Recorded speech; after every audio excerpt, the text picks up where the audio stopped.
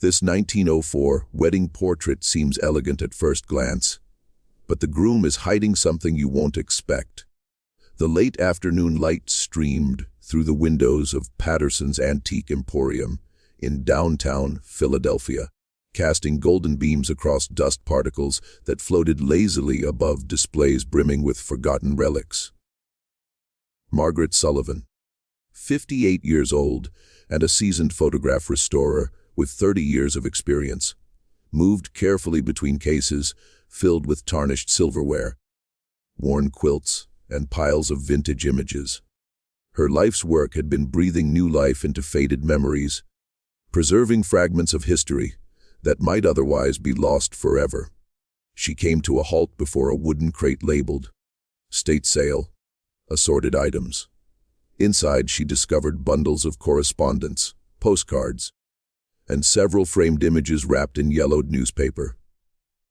Margaret unwrapped each item one by one until she encountered a larger frame, about 11 by 14 inches, with a cracked corner in its glass. Gently removing the frame, she lifted the photograph toward the streaming window light. Her breath stopped short. The image revealed an elegant black couple in wedding finery, posed in what appeared to be a professional portrait studio. The bride wore an exquisite white silk gown adorned with intricate pearl, detailing along the bodice and sleeves, her hair arranged in the elaborate style characteristic of the early 1900s. A delicate veil cascaded from a floral crown, and she held a bouquet of roses.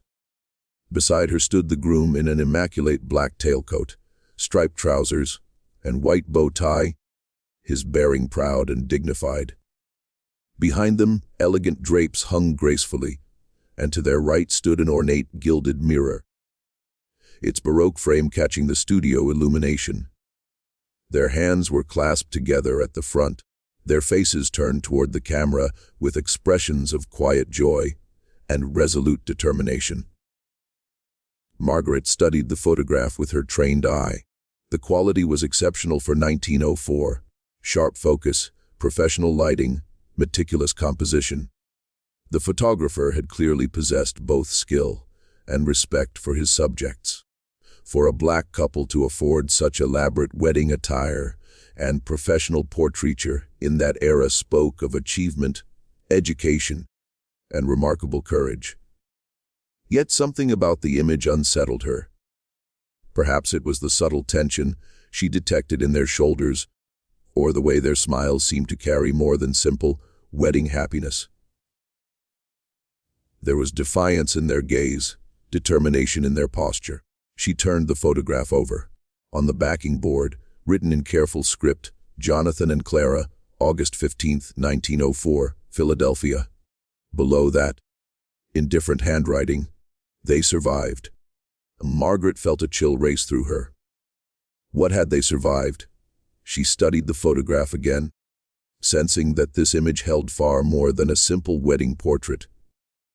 Something hidden, something the camera had documented that demanded closer inspection. How much for this? She asked the shopkeeper, already knowing she couldn't leave without it. Margaret's restoration studio occupied the second floor of a narrow, brick building in Philadelphia's historic district, where north-facing windows provided ideal natural lighting. She carried the photograph directly to her examination table, carefully freeing it from the damaged frame and evaluating its condition. The print itself had survived remarkably well despite the cracked glass. The photographer had used premium materials. Margaret set up her professional lighting system, positioning adjustable lamps at precise angles to eliminate glare and reveal every detail. She began with a standard visual examination, using her magnifying loupe to study the couple's faces, their clothing, the studio backdrop. Jonathan appeared to be in his early 30s, his features strong and intelligent, his grooming impeccable. Clara looked slightly younger, perhaps late 20s, her beauty enhanced by confidence and dignity. Their wedding clothes were expensive and tailored, suggesting they belonged to Philadelphia's black professional class. Margaret shifted her examination to the background elements. The draped fabric, the studio furniture, the lighting equipment, barely visible at the frame's edge. Then her look passed over the ornate mirror positioned behind and to the right of the couple. She stopped, moved back, adjusted her lighting. In the mirror's reflection, she could see what the straight, on-camera angle had obscured. Jonathan's right arm positioned behind his back, his hand gripping something dark and metallic. Margaret increased magnification, her heart beginning to race. It was a revolver.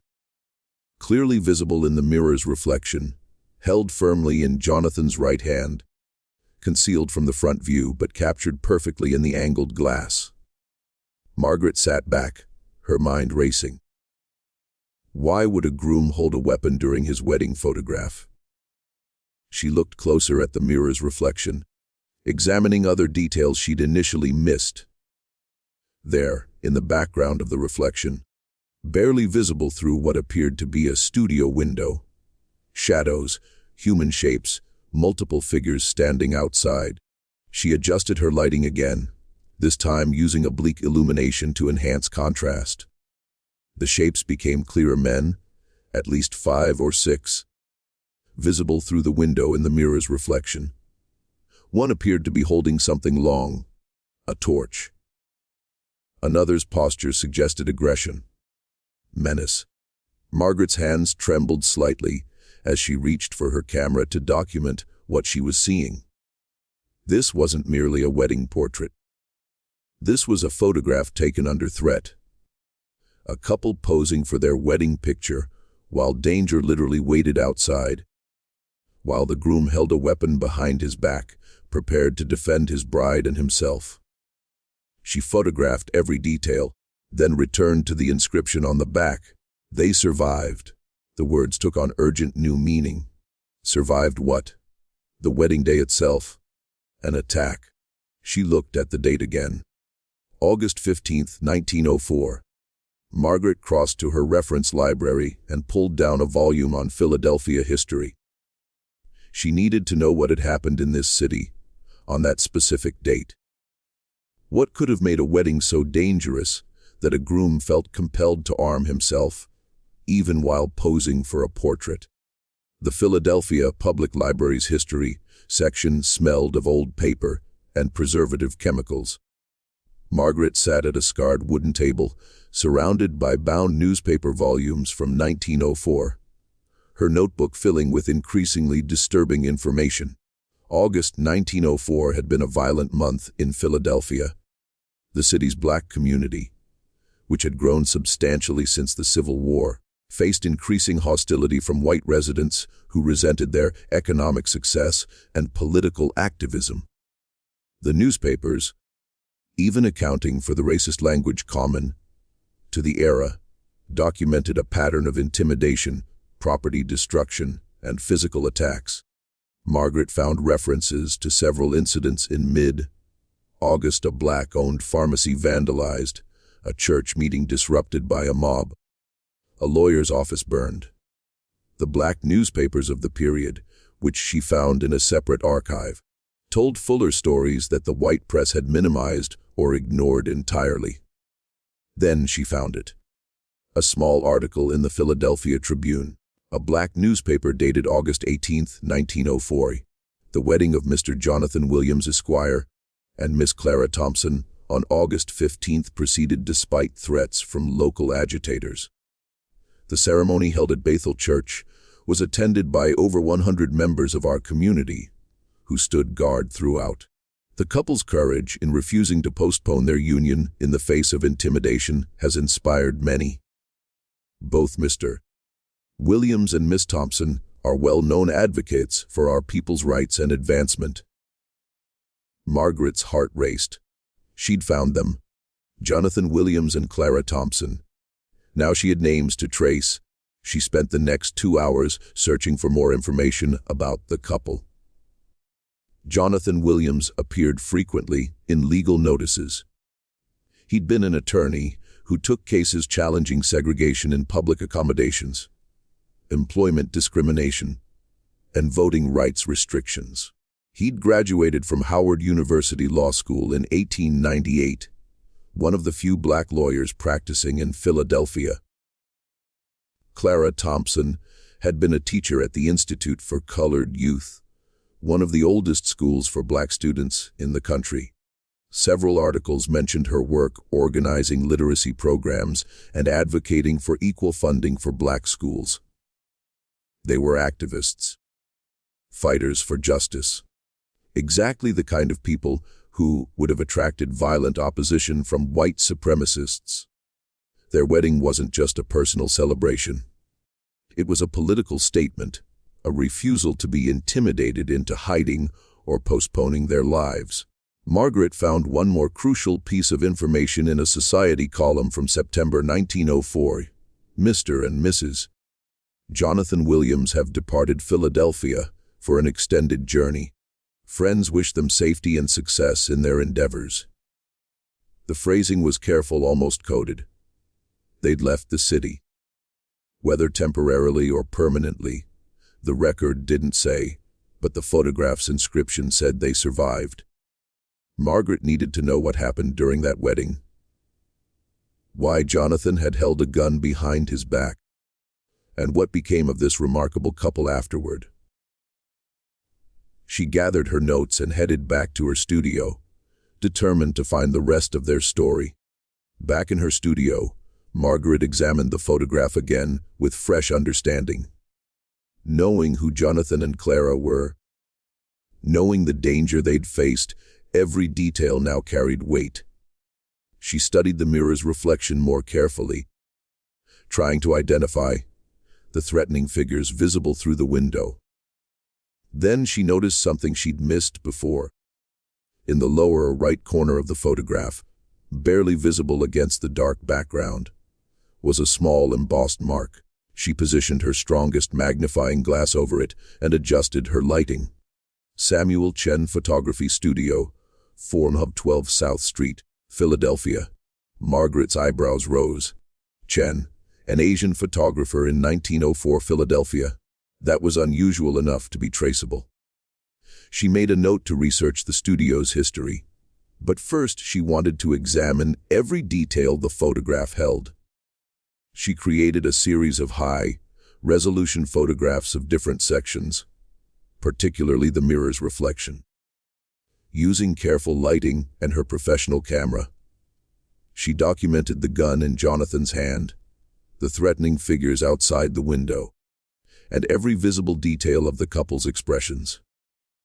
Under extreme magnification, she could see the tension in Jonathan's jaw, the way his left hand gripped Clara's with protective intensity. Clara's smile, which appeared serene at normal viewing distance, showed signs of strain around her eyes. She knew what waited outside, knew her husband held a weapon behind his back, yet she stood tall and dignified for this portrait. Margaret's phone rang, interrupting her examination. It was her colleague, Robert Hayes, historian who specialized in Philadelphia's black community history. "Robert, I need your help," Margaret said after brief greetings. "I found a photograph from 1904. A black couple, Jonathan Williams and Clara Thompson, their wedding day. Have you heard those names?" There was a sharp intake of breath. Jonathan Williams, the lawyer. "Margaret, where did you find this photograph?" "An antique shop." "You know them?" "Off them," Robert said, excitement clear in his voice. "Jonathan Williams is something of a legend in Philadelphia black history, but documentation about him is scarce. He and his wife disappeared from the city in late 1904. Some historians think they were killed. Others believe they relocated to avoid violence. Where they went, what happened to them? It's been a mystery for decades." Margaret felt her pulse quicken. "Robert, this photograph was taken on their wedding day, August 15, 1904. And there's something you need to see. Can you come to my studio? I'm 20 minutes away." While waiting, Margaret researched Samuel Chen. She found references to his photography studio in city directories from 1902 through 1906, located in a mixed neighborhood where Black, Asian, and immigrant communities overlapped. One article from 1903 mentioned Chen's studio as providing dignified portraiture to all citizens regardless of race. That single phrase told Margaret volumes. In an era of rigid segregation, Chen had explicitly served clients others refused. His studio would have been one of the few places where a Black couple like Jonathan and Clara could get professional wedding photographs, taken with respect and artistry. Robert arrived exactly 20 minutes later, slightly breathless from climbing the stairs. Margaret had the photograph laid out under her best lighting, with her documentation photographs arranged beside it. "Look at the mirror," she said simply. Robert bent over the image, his eyes widening as he saw the reflection, the gun, the threatening figures. He straightened slowly, his face pale. My God. They took their wedding portrait while under actual threat. That's not just courage, Margaret. That's defiance. Robert spent an hour examining every detail of the photograph, taking notes, occasionally shaking his head in amazement. When he finally sat back, his expression was thoughtful. "Samuel Chen," he said. "I need to find out more about him. A photographer who would document this, who would position a mirror to capture what was really happening. That's someone who understood he was creating historical evidence, not just a wedding portrait." "Do you think Chen positioned that mirror deliberately?" Margaret asked. "Look at the composition," Robert pointed. "Everything else in this photograph is perfectly balanced, professionally arranged. That mirror's placement seems almost awkward from a purely aesthetic standpoint, until you realize it captures exactly what needs to be seen." Chen knew what he was doing. They decided to split their research. Robert would investigate the Chen photography studio and its proprietor, while Margaret would try to trace what happened to Jonathan and Clara after they left Philadelphia. Before Robert left, he mentioned one more thing. "There's a woman you should talk to, Dr. Patricia Freeman at Temple University. She's writing a book about Black resistance during the Progressive Era. If anyone knows more about Jonathan Williams and his activism, it's her." Margaret called Dr. Freeman that evening. The historian's voice was warm, but cautious when Margaret explained her discovery. "I've searched for years for photographs of Jonathan Williams," Dr. Freeman said. "All I've found are newspaper illustrations, which are often inaccurate or deliberately unflattering. You're telling me you have an actual photograph from his wedding day?" "Not just a photograph," Margaret said. "Evidence." "Can I see it?" They arranged to meet the next morning at Margaret's studio. Margaret spent the evening creating detailed prints of the photograph and her enhanced images of the mirror's reflection. She wanted Dr. Freeman to see everything clearly. Sleep came fitfully. Margaret kept thinking about Jonathan and Clara, standing in that studio, knowing danger waited outside, choosing to create this record of their love and commitment anyway. What kind of strength did that require? What happened after the photographer's flash faded and they had to leave the studio's safety? Dr. Freeman arrived promptly at 9, a tall woman in her 60s with intelligent eyes and an air of focused intensity. She set her briefcase down and approached the photograph Margaret had laid out. For a long moment, she simply stared. Then she pulled out a magnifying glass from her briefcase and bent over the image, examining every detail. When she finally looked up, her eyes were wet. "Do you understand what you found?" she asked quietly. "This isn't just a photograph. This is proof. Proof that they existed. Proof of their dignity. Proof of their resistance. Jonathan Williams has been dismissed by some historians as possibly mythological, his achievements exaggerated by oral tradition. But here he is, real and documented, standing with his bride on the day they defied a mob. "Tell me about him," Margaret said. "Tell me who they were." Dr. Freeman pulled out her notes and began to share what years of research had uncovered. Dr. Freeman's research painted a portrait of two remarkable people. Jonathan Williams had been born in 1872 in Virginia, the son of formerly enslaved parents who'd built a small but successful grocery business during Reconstruction. He'd excelled in school, won a scholarship to Howard University, and graduated from their law school at the top of his class in 1898. He'd moved to Philadelphia specifically because its black community was large, organized, and politically active. The city had a substantial black middle class, doctors, lawyers, teachers, business owners, who fought against increasing segregation and discrimination. Jonathan had joined their ranks, taking cases that challenged Jim Crow practices creeping into northern cities. He won several important cases. Dr. Freeman explained, showing Margaret photocopied court documents. In 1902, he successfully sued a restaurant that refused to serve black customers. In 1903, he represented a black teacher fired for teaching about Reconstruction accurately. These victories made him both celebrated in the black community and hated by white supremacists. The Clara Thompson's background was equally impressive. Born in 1876 in Philadelphia to a family of free black professionals, she'd attended the Institute for Colored Youth and stayed on as a teacher after graduation. She'd organized literacy programs for adult students, fought for equal resources for black schools, and written articles for black newspapers about education and women's rights. They met at a meeting of the Philadelphia NAACP precursor organization in 1903. Dr. Freeman continued, by all accounts, they were a dynamic couple. Both brilliant, both committed to justice, both unafraid to challenge the status quo. Their engagement was announced in early 1904, and that's when the threats began. "What kind of threats?" Margaret asked. "Letters. Mostly. Warnings that uppity black people who didn't know their place would face consequences. Anonymous messages saying their wedding would be disrupted. Jonathan's office received threatening visits. Clara's school was vandalized twice, but they refused to postpone or cancel their wedding.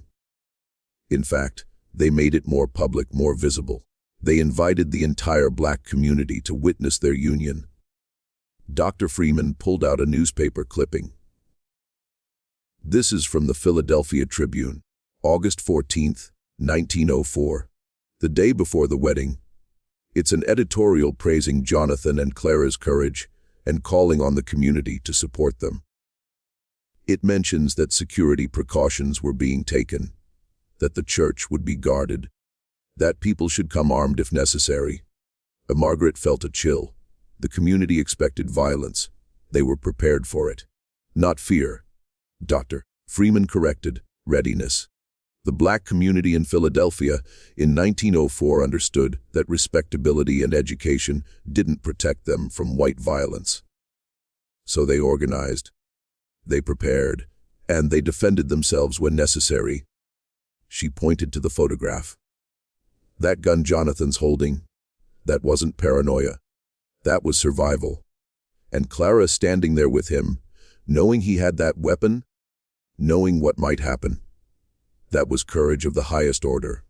The inscription says they survived. Margaret said, "What happened after the wedding?" Dr. Freeman's expression grew troubled. That's where the record gets murky. They left Philadelphia shortly after the wedding, and there are conflicting accounts of where they went and why. Dr. Freeman spread several documents across Margaret's worktable. City directories, census records, newspaper clippings, creating a timeline of what happened after the wedding. They left Philadelphia in September 1904, she explained. The last reference I found is a farewell notice in the Tribune thanking the community for their support and saying, They were pursuing opportunities elsewhere. That kind of vague language usually meant they were leaving for safety reasons. "Where did they go?" Margaret asked. "That's the mystery. Some oral histories claim they went to Chicago, others say New York or even Canada. I found a possible reference to a Jonathan Williams practicing law in Chicago in 1906, but I couldn't confirm it was the same man. There were several Jonathan Williamses. It was a common name." Margaret studied the timeline, thinking about the photograph and its inscription. They survived, and someone had known what happened to them, known they'd made it through whatever danger they faced. "What about Samuel Chen?" Margaret asked. "Have you heard anything from Robert about the photographer?" As if summoned by the question, her phone rang. It was Robert, his voice excited. "Margaret, I found Chen's daughter. She's 93 years old, living in a nursing home in Chinatown. Her name is Lily Chen, and she remembers her father's photography studio. She's willing to talk to us." Margaret felt her pulse quicken. "When?" "This afternoon, if you're available." "She's sharp as a tack," her nurse said, "but her memories from childhood are clearer than recent events. We should visit soon." Margaret looked at Dr. Freeman, who was already gathering her things. "We're coming," Margaret said.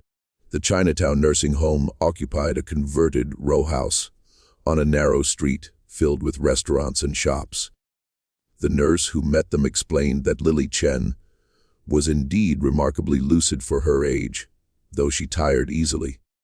They found her in a sunny common room, a tiny woman with white hair and bright, intelligent eyes. When Margaret explained why they'd come and showed her the photograph, Lily's face lit up with recognition. "I remember this," she said, her voice surprisingly strong. "I was just 8 years old, but I remember. Father let me watch from behind the curtain while he worked. This was the wedding photograph that changed everything." Margaret exchanged glances with Robert and Dr. Freeman. "Changed everything. How?" Lily touched the photograph gently. "The couple came to our studio very early that morning. Father usually didn't work on Sundays, but they'd paid extra because they needed the photographs quickly. They said their wedding was that afternoon, and they wanted the portraits before the ceremony?" "Before?" Margaret asked, surprised. "They told Father there might be trouble, that they wanted to make sure they had proper wedding photographs, even if something went wrong." Father understood. He'd faced discrimination himself, knew what it meant to live with threats. So he agreed. Lily pointed to the mirror in the photograph. Father positioned that mirror deliberately. "I heard him explain it to the groom. He said, 'I will photograph what you show the world, but I will also document the truth.' The groom understood. He said, 'Good. People should know we stood strong, even when we had to stand armed.'" Margaret leaned forward. "What happened after he took the photograph?" Lily's expression grew serious. "They left to get married. But that evening, very late, they came back." Lily Chen's hands trembled slightly as she continued her story, her voice dropping as if the events of that night, over half a century ago, still required discretion. "It was past midnight when someone knocked on our door. Father was still awake, developing the wedding photographs. He'd promised to have them ready quickly. When he opened the door, the couple stood there.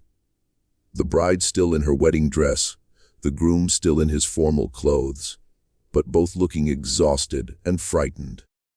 Behind them were maybe a dozen other people, some carrying bags and bundles. Father let them all in immediately and locked the door. I watched from the stairs. I should have been asleep, but I'd heard the commotion.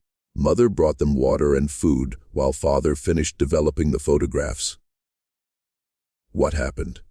Dr. Freeman asked gently. "The wedding had gone forward at the church with guards posted all around. But afterward, When they left for the reception, a mob was waiting, not just a few men. Dozens, maybe over 100. The community had expected trouble and came armed, and there was a standoff. No shots were fired, but it was close. The police eventually dispersed the crowd, but it was clear Jonathan and Clara couldn't stay in Philadelphia. Lily paused, gathering her memories. Father's studio had a basement connected to the old underground railroad tunnels. Many buildings in that neighborhood did. People had hidden escaped slaves there before the Civil War. Father told them they could hide there until arrangements were made to get them out of the city safely. Margaret felt chills run down her spine. The underground railroad tunnels, used to save people fleeing slavery, were being used again 40 years later to protect black people from white violence. They stayed in our basement for 3 days. Lily continued. Father brought them food and newspapers. Other people from their community came through the tunnels at night to visit, bringing money, documents, addresses of safe places in other cities. I remember the bride thanking my father for the photographs, saying they were proof that their love was stronger than hate. Where did they go? Robert asked. Father arranged for them to travel with a Chinese merchant who was going to Chicago. This was before the Immigration Act restrictions tightened even more against Chinese people, and Father knew merchants who moved between cities. Jonathan and Clara left Philadelphia hidden in a cargo wagon, dressed in workers' clothes. Father said they were going to start over, somewhere they could continue their work, but with less immediate danger. Lily reached into her pocket and pulled out a small, worn leather notebook. Father kept notes on his most important clients. He said some photographs were historical documents, not just portraits. I saved this after he died in 1952. She opened the notebook to a page marked with ribbon. There, in careful handwriting, was an entry. Jonathan Williams and Clara Thompson. Wedding portrait, August 15, 1904. Subjects faced mob violence but stood with dignity. Photograph documents both their love and their resistance.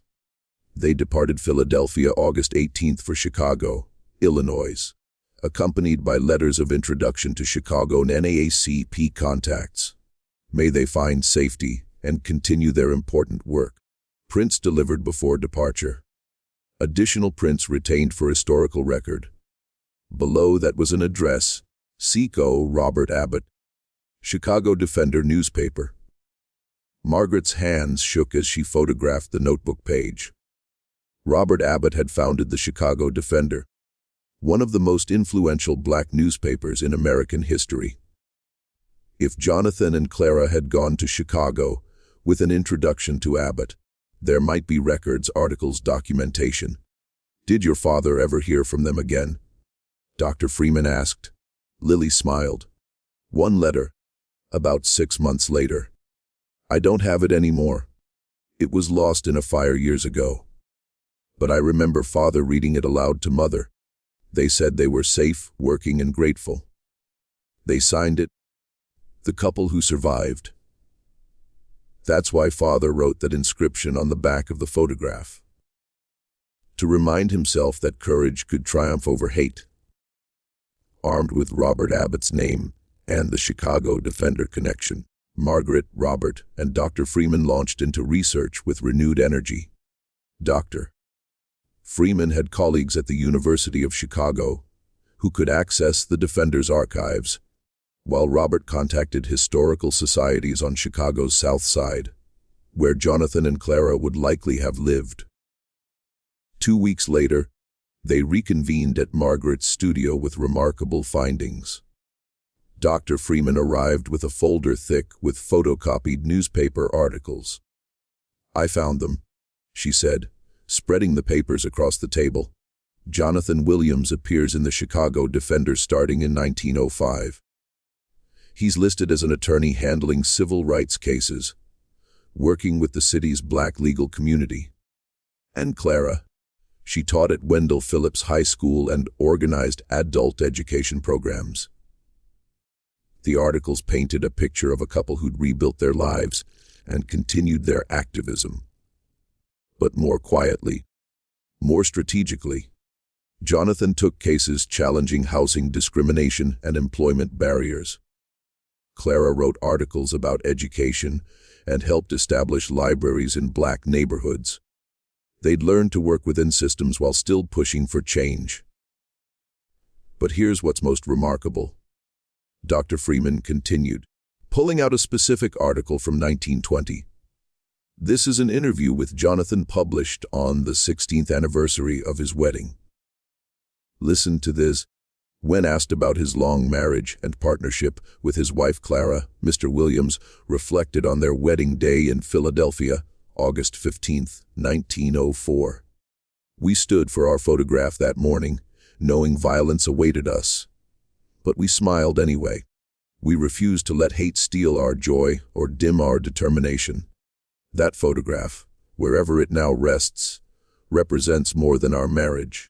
It represents our people's refusal to be intimidated into invisibility.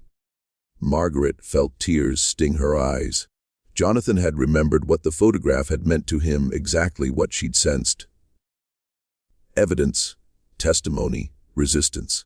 Robert had found census records and city directories. They'd lived in Chicago's Bronzeville neighborhood from 1905 through at least 1940, when the trail went cold. They'd had 2 children, a son born in 1906 and a daughter in 1908. The son became a doctor, the daughter a social worker. The family was active in the NAACP, the Urban League, and various civil rights organizations. When did they die? Margaret asked quietly. Jonathan died in 1941.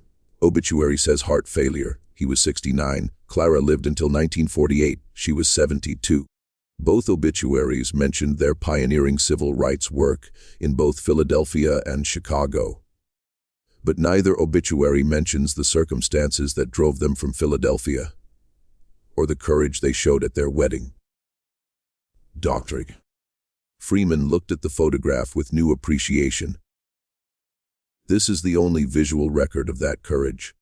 Samuel Chen captured something profound, not just a wedding portrait, but a moment of defiance, a refusal to be erased or intimidated. And now, over half a century later, we can finally tell that story properly. Margaret carefully packaged prints of the photograph, along with all the documentation they'd gathered. What about their children or grandchildren? Shouldn't they have this information, have copies of the photograph? Robert nodded. I've been trying to trace them. The son, Thomas, died in Korea in 1951. I found military records. But the daughter, Ruth, may still be alive. She'd be about 50 now. The last record I found was a 1955 Chicago City directory listing her as a social worker. We need to find her, Margaret said firmly. She deserves to see this, to know the full story of her parents' wedding day and their courage. It took another month of searching, but they finally located Ruth Williams Thompson living in a modest apartment on Chicago's South Side. When Robert called to explain what they'd found, there was a long silence before Ruth spoke, her voice trembling. My parents rarely spoke about their wedding day.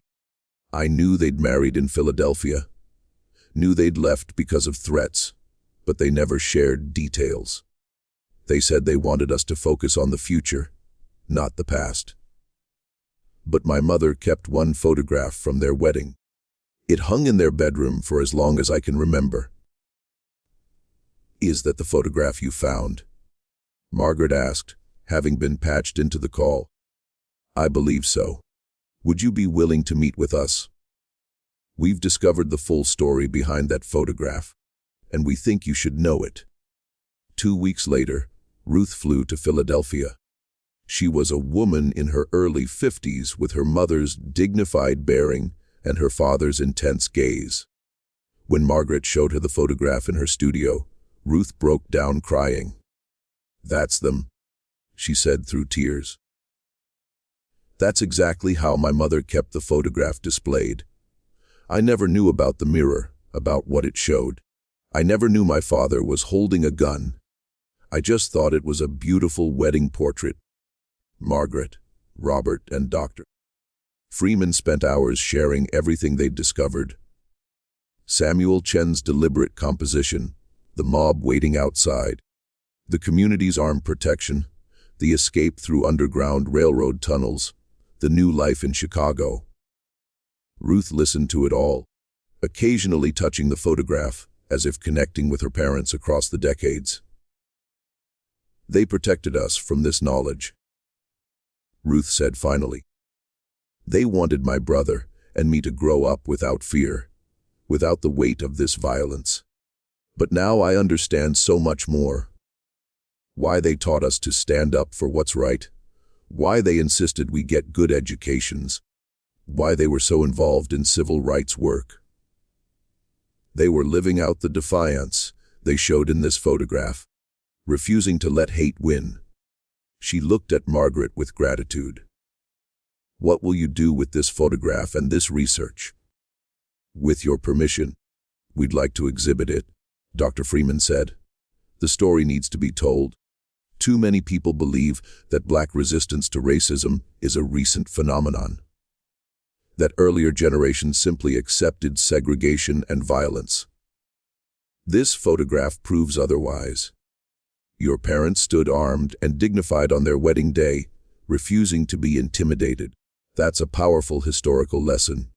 Ruth agreed, with one condition: that the exhibition include not just the wedding photograph, but also images and stories from Jonathan and Clara's later life in Chicago, showing how their resistance continued and evolved. She provided family photographs, her father's legal papers, her mother's teaching materials, letters and documents that painted a complete picture. The exhibition opened 6 months later at the African American Museum in Philadelphia, titled Standing Armed: Black Resistance and Dignity in the Progressive Era. Margaret's photograph of Jonathan and Clara's wedding day served as the centerpiece, with Samuel Chen's deliberate composition, explained in detail how the mirror captured both the public face the couple presented and the private reality they navigated. The response was overwhelming.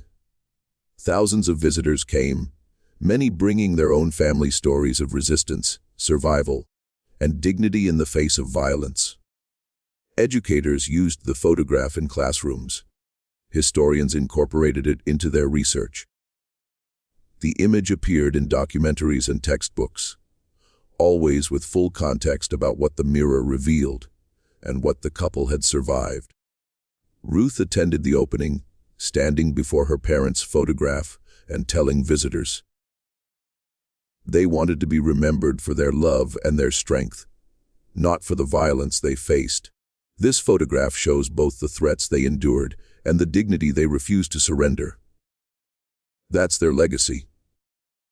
Margaret stood nearby, watching people examine the photograph with new understanding.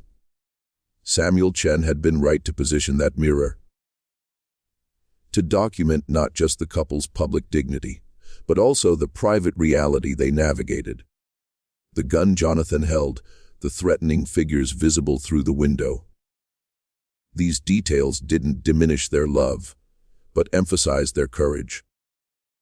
As the exhibition continued its run, Margaret received letters from descendants of other families who'd faced similar violence, who'd survived and resisted, and built lives despite constant threats. The photograph had become more than one couple's story. It was proof that resistance had always existed, that dignity had always been defended, that love had always required courage. On the final day of the exhibition, Margaret returned to look at the photograph one last time, before it was packed for its tour to other museums. She studied Jonathan's face, Clara's determined smile, the hidden gun, the threatening shadows, all captured in Samuel Chen's carefully composed frame. "You survived," she whispered, echoing the inscription on the back. And now everyone knows how and why and at what cost. Your courage is visible now, your resistance documented forever. The photograph had waited over half a century to tell its full story.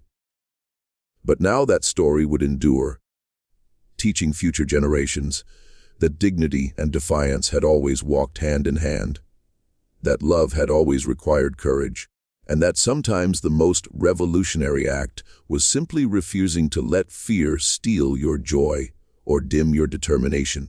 Jonathan and Clara had known that in 1904, and now, thanks to a damaged photograph in an antique shop and a restoration expert who looked closely enough to see what the mirror revealed, the world knew it too.